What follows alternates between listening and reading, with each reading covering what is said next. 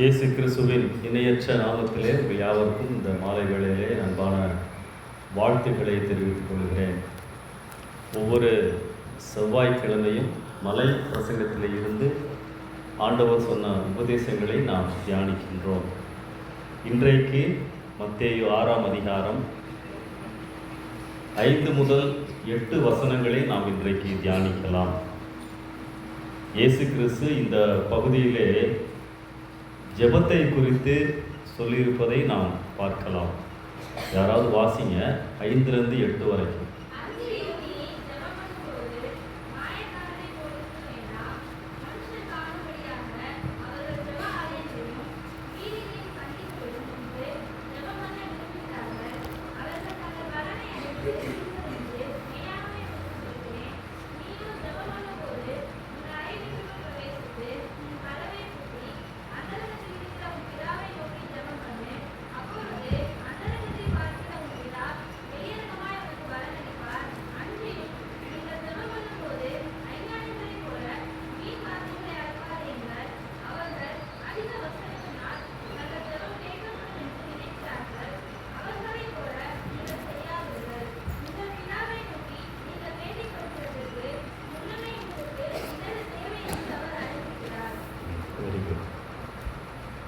இயேசு கிறிஸ்து தம்மை சுற்றி இருந்த யூத மக்களுக்கு ஜெபிப்பதை குறித்து அவர் பேசுவதை நாம் பார்க்கின்றோம். நீயோ ஜெபம் பண்ணும்போது அப்படி தான் ஆரம்பிக்கிறார் இல்லையா? இப்போ என்ன அர்த்தம்? கிறிஸ்தவ வாழ்க்கையில் ஜெபம் என்பது முக்கியமான ஒன்று.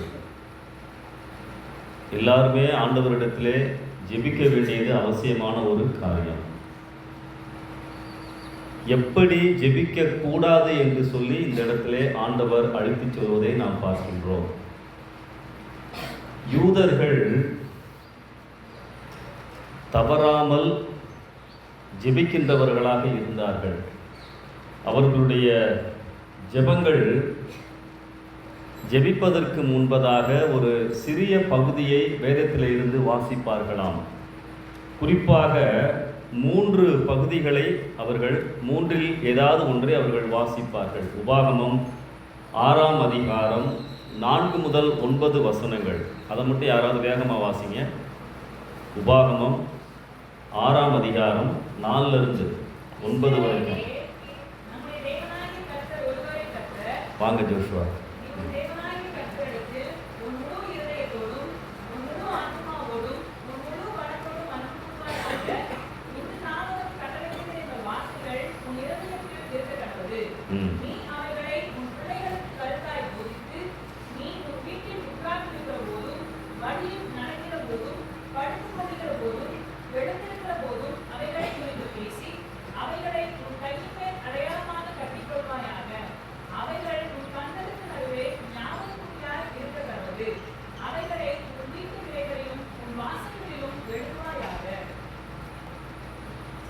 இந்த பகுதியிலே ஆண்டவரை நேசிக்க வேண்டும் என்பதையும் அவருடைய வார்த்தைகளுக்கு முக்கியத்துவம் கொடுக்க வேண்டும் என்பதையும் அவர்கள் தினமும் சொல்லுவார்கள். இந்த ஜெப நேரங்களை அவர்களுடைய மொழியிலே ஷேமா என்று சொல்லுவார்கள். இன்னும் 2 பகுதிகளையும் அவர்கள் வாசிப்பார்கள். இப்பொழுது நாம் அதை வாசிக்க வேண்டாம். உபாகமம் 11ஆம் அதிகாரம் 13 முதல் 21 வசனங்களில் இருக்கின்ற பகுதிகளையும் ஜெப நேரத்திலே வாசிப்பார்கள்.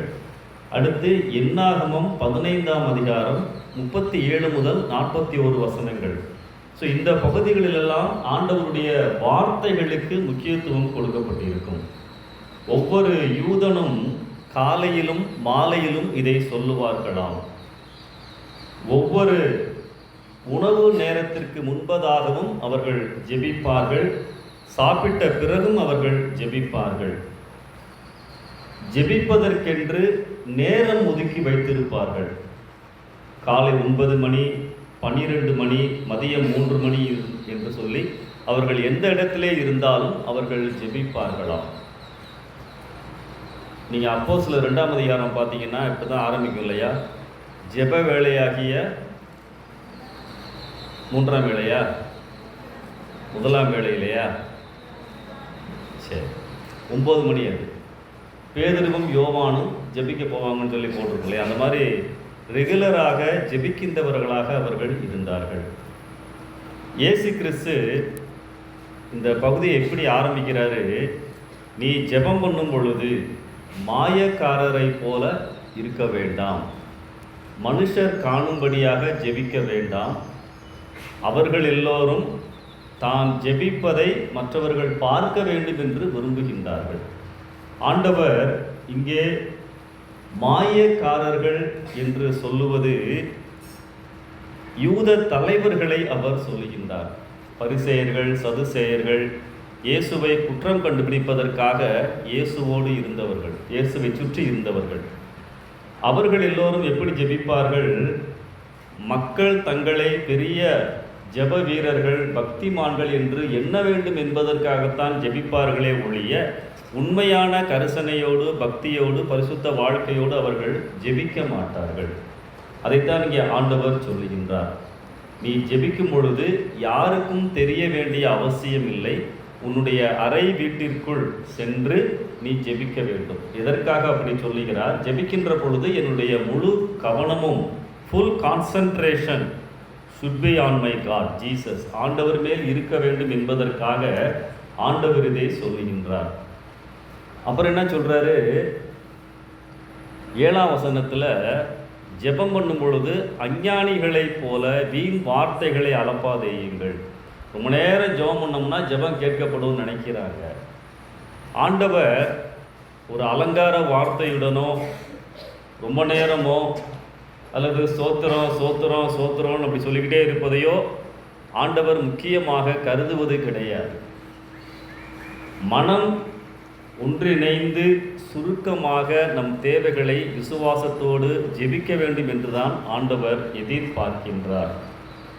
நம்முடைய பரம தகப்பனுக்கு எல்லாமே தெரியும், ஆனால் நாம் கேட்க வேண்டும் என்றுதான் விரும்புகின்றார். அந்த பகுதி எப்படி முடியுதுன்னு பாருங்க. நீங்கள் வேண்டிக் கொள்ளுகிறதுக்கு முன்னமே உங்களுக்கு இன்னது தேவை என்று அவர் அறிந்திருக்கிறார். அப்போ ஒரு கேள்வி நம்மளுக்கு வரலாம், ஆண்டவருக்கு தான் எல்லாமே தெரியுமே, நான் எதற்காக ஜெபிக்க வேண்டும் என்று சொல்லி. ஒரு உதாரணத்தை நான் சொல்லுகிறேன். அவங்களெல்லாம் நீங்களாம் பார்த்ததே இல்லையோ? எல்லாருக்குன்னு அங்கே தான் இருக்கு. கவனிக்கலாமா? ஒரு போதகர் ஜெபத்தை குறித்து பேசி கொண்டிருந்தாராம். அப்பொழுது நான் ஏற்கனவே சொல்லியிருக்கிறேன், ஒரு சின்ன பிள்ளை போதகர்கிட்ட வந்து கேட்டுச்சான், ஐயா, என்னுடைய அப்பா எனக்கு என்ன பிடிக்கும்னு சொல்லி அவருக்கு தெரியும், நான் கேட்காமலேயே என்கிட்ட வந்து அதை வாங்கி கொடுக்கிறார். என்னுடைய அப்பாவே நான் கேட்காமலேயே நான் விரும்புகின்ற காரியத்தை கொடுக்கும் பொழுது பரம தகப்பன் நம்முடைய கடவுளுக்கு நம்ம தேவைகள் தெரியாதா? நம்ம கேட்டால் தான் அவர் கொடுப்பாரா? ஏன் ஜெபிக்க வேண்டும் என்று கேட்டாளாம். அப்போ அந்த போதகர் சொன்னாராம், நல்ல கேள்விதாம்மா, நீ உன்னுடைய அப்பா அம்மா கொடுக்கின்ற காரியத்தை பெற்றுக்கொண்டு வெளியே போயிடுவியா அல்லது நீ தனியாக இருப்பியா? உன்னுடைய அப்பா அம்மாவுடன் தானே நீ இருப்பாய். அது எப்படி நான் அப்பா அம்மா கூட தான் இருப்பேன், அதுதான் எனக்கு பிரியம். அதைத்தான் ஆண்டவர் விரும்புகின்றார். ஜெபம் என்பது நம்முடைய தேவைகளை மாத்திரம் தெரிவிப்பது அல்ல, ஆண்டவரோடு இருக்கின்ற காரியம் என்பதையும் நாம் புரிந்து கொள்ள வேண்டும். இந்த இடத்திலே ஆண்டவர் எப்படி ஜெபிக்க கூடாது என்று சொல்லியிருப்பதை நாம் பார்க்கின்றோம். ஒரு சில குறிப்புகளை நான் சொல்லுகிறேன். ஜெபிக்கின்ற பொழுது கடவுளை கட்டாயப்படுத்தக்கூடாது. ஆண்டவரே நீ தந்துதான் ஆக வேண்டும், அப்படி நம்முடைய ஜெபங்கள் இருக்கக்கூடாது. பிசாசை குற்றம் சாட்டக்கூடாது. ஜெபிக்கின்ற பொழுது பரம பிதாவை நோக்கி ஜெபிக்க வேண்டும், அவரை மறந்துவிடக்கூடாது. ஜெபிப்பதற்கு I should not need mediators, ஜெபிப்பதற்கு நடுவர்களை தேடக்கூடாது. எனக்காக கொஞ்சம் ஜெபம் பண்ணிக்கிங்க. ஜெப உதவிகள் தேவைதான், ஆனால் அது மட்டும் இல்லை, நான் அவங்ககிட்ட எனக்காண்டி ஜெபம் பண்ண சொல்லிட்டேன் அதனால் நான் ஜெபிக்க வேண்டிய அவசியம் இல்லை, அப்படி அல்ல. நான் ஆண்டவரிடத்திலே ஜெபிக்க வேண்டும். ஜெபிக்கின்ற பொழுது இதயத்தில் பகை இருக்கக்கூடாது, சுயநலமாக ஜெபிக்கக்கூடாது. இந்த உலகத்தின் சிந்தனைகளினால் நிறைந்து நான் ஜெபிக்கக்கூடாது, அதிகமாக நான் பேசக்கூடாது, இயல்பற்ற விதத்தில் நான் ஜெபிக்கக்கூடாது. ஜெபம்னா ஆண்டவரோடு பேசுவது தான். நம்மளுடைய அப்பாவிடமோ அம்மாவிடமோ நண்பர்களிடமோ எப்படி பேசுகிறோமோ அதே பாணியில் நான் ஆண்டவரிடத்திலே பேச வேண்டும். அலங்கார வார்த்தைகளோ தேவையில்லாத வார்த்தைகளோ தேவையில்லை. ஜெபிப்பதை குறித்து பெருமையும் பாராட்டக்கூடாது. நான் காலையில் ஒரு நேரம் ஜெபிக்கிறேன், நான் இந்த நேரத்தில் இப்படிலாம் ஜெபிக்கிறேன், அந்த விதமான காரியங்களும் நம்முடைய வாழ்க்கையிலே நான் இருக்கக்கூடாது. சரி, இப்போ நீங்கள் ஜெபம் பண்ணும்போது அப்படின்னு ஆண்டவர் சொல்லியிருப்பதினாலே ஜெபம் என்பது கிறிஸ்தவ வாழ்க்கையிலே அவசியமான ஒன்று என்பதை நாம் அறிந்து கொள்ள வேண்டும்.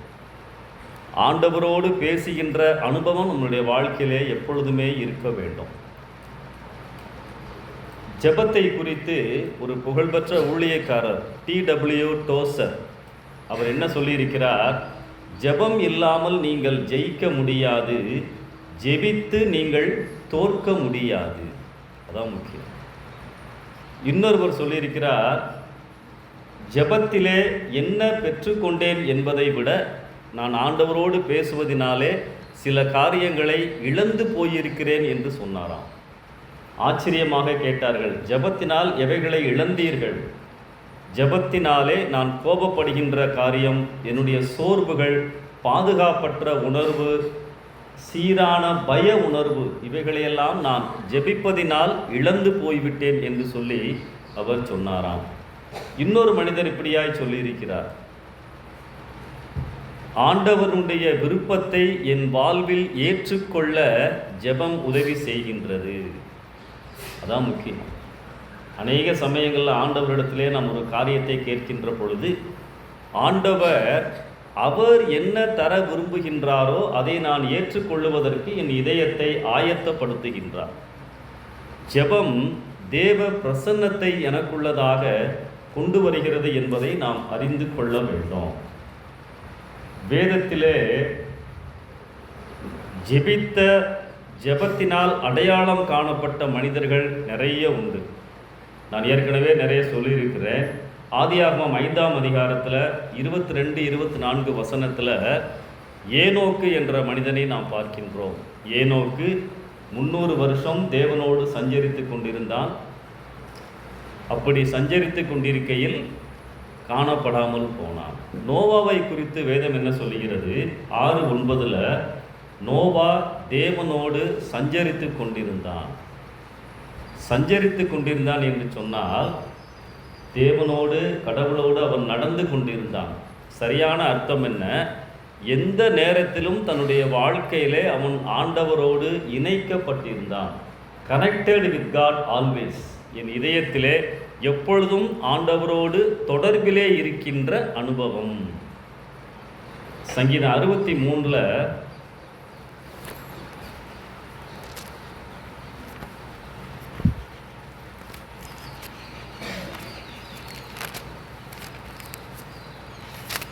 சங்கீதம் 63 தாவீது ஒரு காரியத்தை சொல்லியிருப்பார். 63 8வது வசனம் வாசிங்க.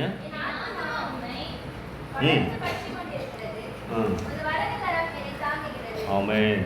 என் ஆத்துமா உம்மை விட்டு விட்டு பற்றி கொண்டிருக்குன்னு போட்டிருக்க. எப்படி போட்டிருக்கு? அதுக்கு என்ன அர்த்தம்? ஆண்டவரை நான் எப்பொழுதும் மறக்கவில்லை, எப்பொழுதும் அவருடைய நினைவாகவே இருக்கிறேன். Continuous relationship. அதைத்தான் நாம் ஜெபம் என்றால் என்ன என்பதை புரிந்து கொள்ள வேண்டும். ஏனோக்கு நோவா எல்லாம் எல்லா நிலைகளிலும் மனதளவிலே ஆண்டவரோடு கனெக்டட், இணைக்கப்பட்டிருந்தார்கள். அதான் முக்கியம். தானியேல் உங்களை போன்ற வாலிபன், அவரை குறித்து எப்படி நாம் அடையாளப்படுத்துகிறோம்? 6:10 வாசிங்க. தானியேலோ வென்றால்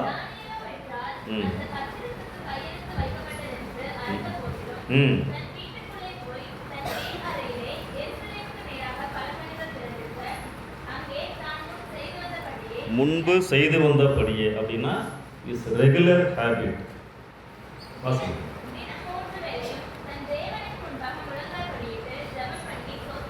ஆமென். பார்த்தீங்களா, Daniel he was working in the palace. ராஜ அரண்மனையிலே வேலை பார்த்தவர், பிஸியாக இருக்கிறவர், நிறைய அசைன்மெண்ட் அவருக்கு இருக்கும், பிரயாணங்கள் இருக்கும், ஃபைல்ஸில் கையெழுத்து போட வேண்டியது இருக்கும், நிறையா சூப்பர்வைசன் பண்ண வேண்டியது இருக்கும், குறிப்புகள் அனுப்ப வேண்டியது இருக்கும், ராஜாவினிடத்திலே பேச வேண்டியது இருக்கும். இவ்வளவு காரியங்கள் மத்தியிலும் அவரை குறித்து வேதம் என்ன சொல்லுகின்றது?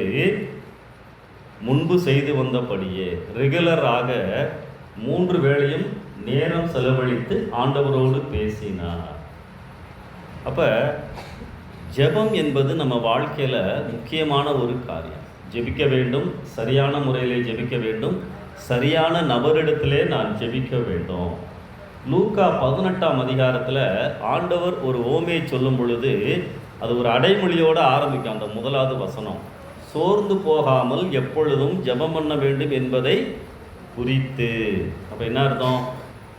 சோர்ந்து போகாமல், ஜெபிச்சு ஜெபிச்சு போர் அடிச்சிருச்சுப்பா, இன்னைக்கு ஜெபிக்க வேணாம் அப்படிலாம் நம்ம சொல்ல முடியாது, சொல்லக்கூடாது. ஜெபம் என்பது it should be my part of life. என் வாழ்க்கையில் அது இணைந்திருக்கின்ற ஒரு அனுபவமாக இருக்க வேண்டும். ரோமர் 12:12 என்ன சொல்லுது? ஜெபத்திலே உறுதியாய் தரித்திருங்கள். 1 தெசலோனிக்கேயர் 5:17 ப்ரே வித்தவுட் கேப், இடைவிடாமல் ஜெபம் பண்ணுங்கள். அதுக்கு என்ன அர்த்தம்? எப்பொழுதும் ஆண்டவரோடு மனதளவில் இணைக்கப்பட்டிருப்பது. பிலிப்பியர் 4:6-7 வாசிங்க. கவலையே பல்ல வாசிங்க.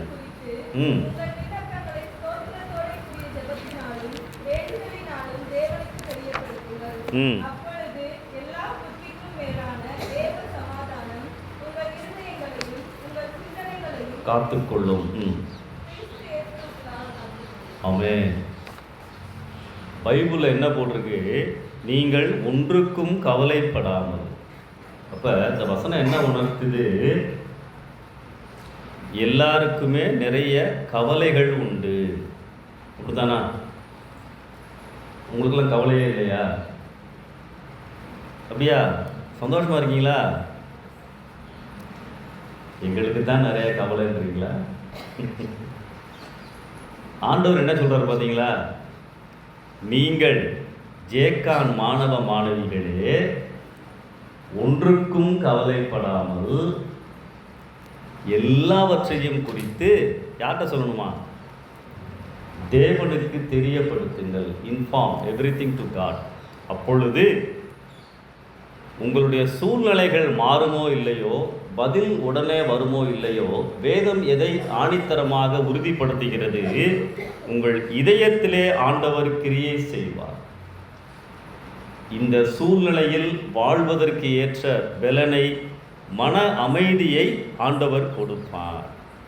அப்போ ஆண்டவரிடத்திலே என் இதயத்தை ஊற்றுவது என்பது என்னுடைய அன்றாட பணியாக இருக்க வேண்டும்.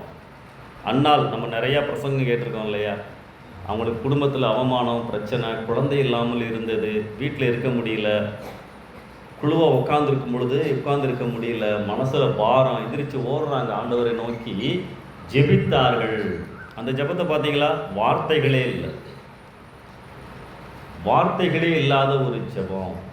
அப்போ அப்படி இதயத்தை ஊற்றி ஜெபிக்கின்ற பொழுது ஆண்டவர் என் இதயத்தை ஆயத்தப்படுத்துகின்ற தேவன். அந்த 1 சாமுவேல் 1ஆம் அதிகாரம் 10ஆம் வசனம்னு நினைக்கிறேன். அதற்கு பிறகு அவள் துக்கமுகமாய் இருக்கவில்லை. அதுக்கு என்ன அர்த்தம்?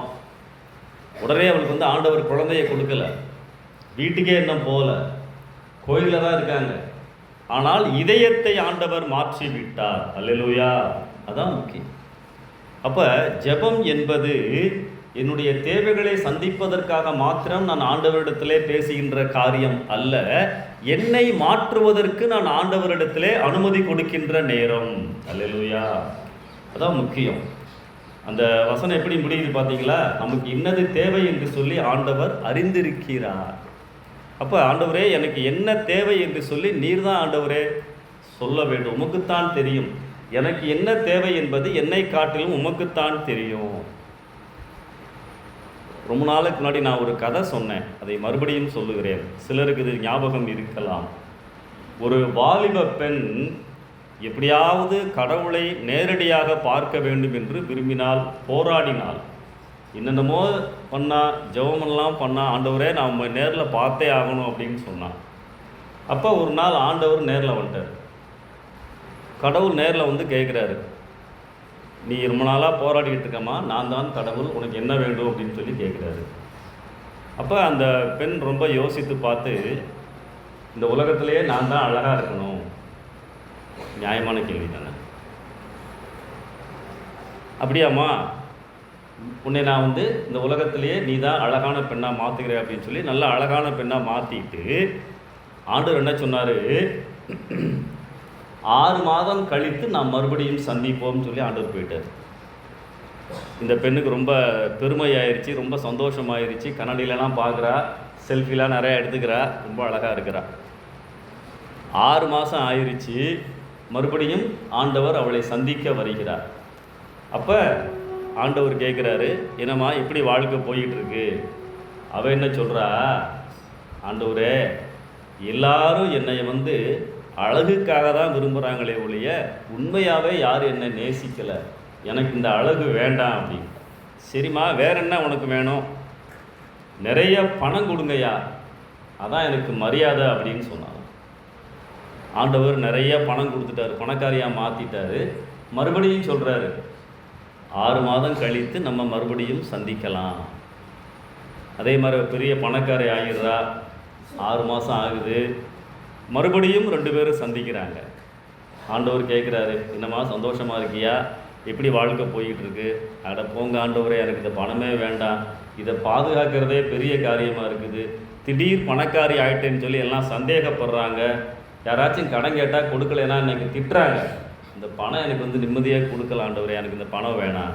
சரிம்மா, வேற என்ன உனக்கு வேண்டும்? புகழ், பதவி, அங்கீகாரம் வேண்டும். எல்லாரும் என்னை பார்த்து புகழணும், எனக்கு நல்ல ஒரு பதவி இருக்கணும், அங்கீகாரம் இந்த சமுதாயத்தில் இருக்கணும். அப்போ ஆண்டவர் அதையும் கொடுத்துட்டார். அந்த ஊர் தலைவியாக மாற்றிட்டார். நிறைய பேருக்கு அவளை குறித்து தெரிகின்றது. டிவிலலாம் யூடியூப்லலாம் அவருடைய பேட்டிகள்லாம் வருது. ஒப்பந்தப்படி 6 மாதம் கழித்து ஆண்டவர் மறுபடியும் அந்த பெண்ணை சந்திக்க வருகிறார். அப்போ அந்த பெண்கிட்ட கேட்குறாரு, என்னம்மா இந்த வாழ்க்கை எப்படி இருக்குது?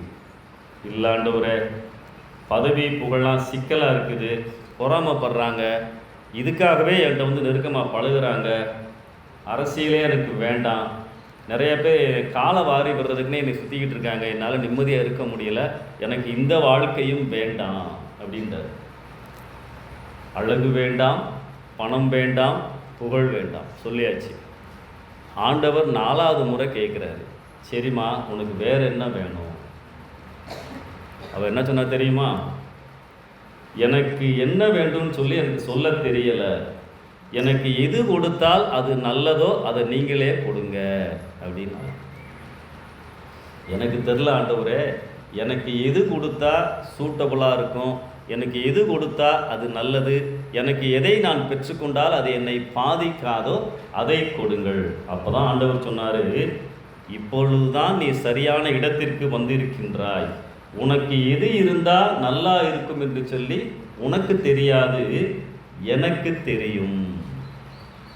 ஆக்சுவலாக இது ஒரு கதையாக இருந்தாலும், கற்பனை கதையாக இருந்தாலும், இதில் இருக்கின்ற ஆழமான சத்தியம் என்ன தெரியுமா? என்னை காட்டிலும் ஆண்டவர் என்னை நன்கு அறிந்தவர். எனக்கு எப்பொழுது எந்த நேரத்தில் எதை கொடுத்தால் எனக்கு அது ஆசீர்வாதமாக பிரோஜனமாக இருக்கும் என்று சொல்லி என்னை காட்டிலும் ஆண்டவருக்கு நன்றாய் தெரியும். இதற்காகத்தான் ஜெபம். 143ஆம் சங்கீதத்தில் 3 விதமான ஜெப குறிப்புகள் அதில் இருக்கும். ஆண்டவரே, நான் நடக்க வேண்டிய வழியை எனக்கு காண்பியும், உனக்கு பிரியமானதை செய்ய என்னை போதித்தருளும், ஆண்டவரே என்னை உயிர்ப்பியும். ஸோ இதுதான் ஜெபம். அப்போ யூதர்கள் தங்களுடைய வாழ்க்கையை குறித்து கவலைப்படாமல் ஏதோ மந்திரம் மாதிரி ஜெபம் பண்ணால் போதும் ஆண்டவர் ஆசீர்வதிப்பார் என்று அவர்கள் நினைத்து கொண்டிருந்தார்கள். ஆனால் ஜெபம் என்னால் எப்படி பண்ணக்கூடாது, எப்படி ஜெபிக்க வேண்டும் என்பதை குறித்து ஆண்டவர் இங்கே சொல்லுகின்றார். அன்பானவர்களே, எப்பொழுதுமே ஜெபிக்கின்ற பொழுது 3 காரியங்களை நான் மனதிலே வைத்து கொள்ள வேண்டும். நீங்கள் முழங்கால் போடுகின்ற பொழுது இந்த 3 காரியங்களையும் நினைக்க வேண்டும். ஒன்று, ஆண்டவருடைய அன்பு. 2வது, ஆண்டவருடைய ஞானம். 3வது, ஆண்டவருடைய வல்லமை.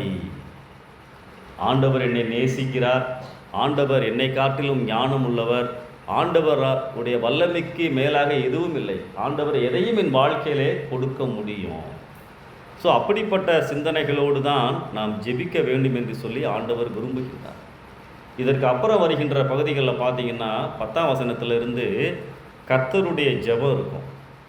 எப்படி நாம் ஜெபிக்க வேண்டும் என்பதையும் ஆண்டவர் கற்றுக் கொடுக்கிறார். அடுத்த வாரத்திலே நாம் அதை பார்க்கலாம். ஸோ இன்றைக்கு நாம் கற்றுக்கொள்கின்ற காரியம் என்ன? ஜெபம் நம் வாழ்க்கையிலே அவசியமானது.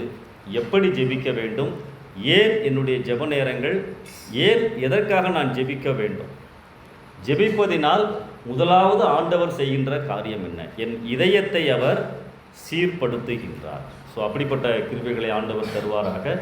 இந்த எண்ணத்தோடு நீங்கள் ஜெபிக்க வேண்டும் என்று சொல்லி வேதம் வலியுறுத்துகின்றது. கண்களை மூடி நாம் ஜெபிக்கலாம்.